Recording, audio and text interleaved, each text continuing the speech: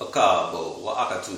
This is Daku, and today I want to share with you an excerpt out of How Europe Underdeveloped Africa by Walter Rodney.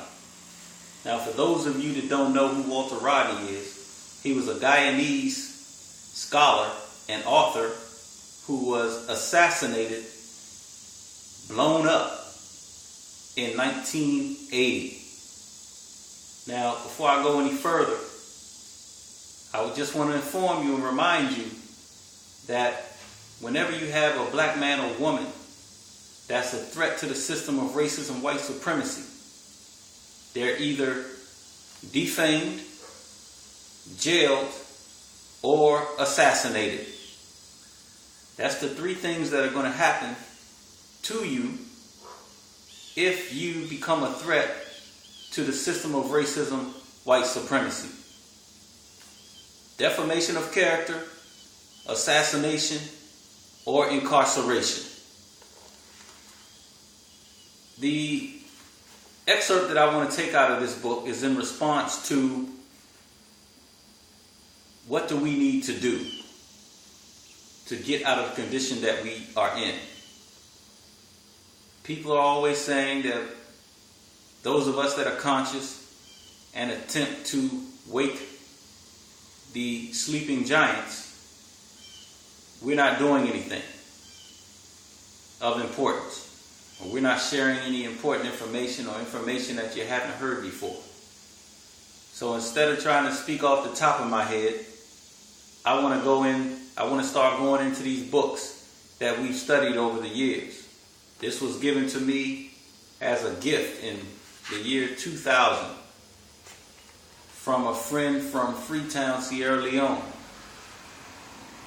in my quest for the truth, as she put it. Now, one of the primary negative side effects of the Black Holocaust is destruction of the black family.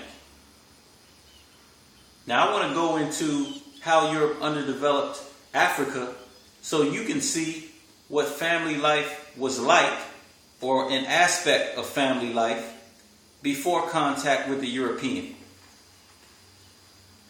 He says, the labor that worked the land was generally recruited on a family basis.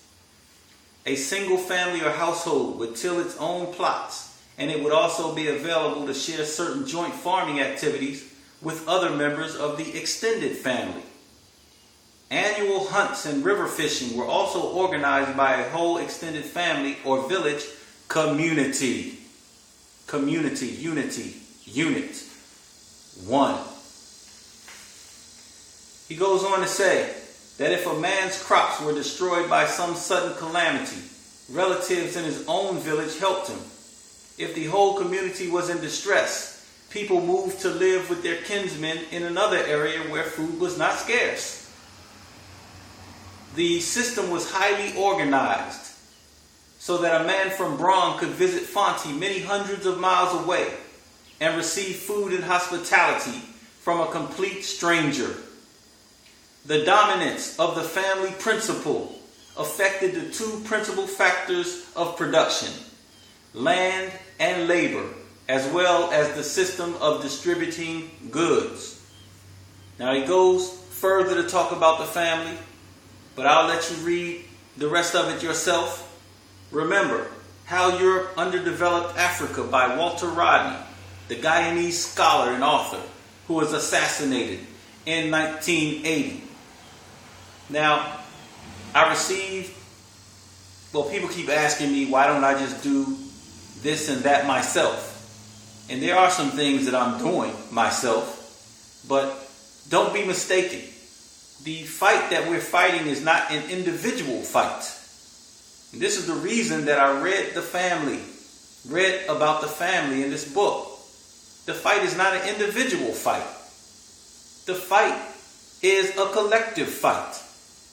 Remember, the Akawu tells us that there are 6 basic levels of survival. Individual being the most basic. Family and community, followed by nation or national survival, racial survival, and world survival. Many of us are so spiritual and so religious that we only want to talk about world survival. And that is a spiritual and a noble thing to do. But you can't begin to talk about world survival without talking about individual, family, and community survival. You can't ignore that. So no, it's not an individual fight. It's a collective fight. We all must come together.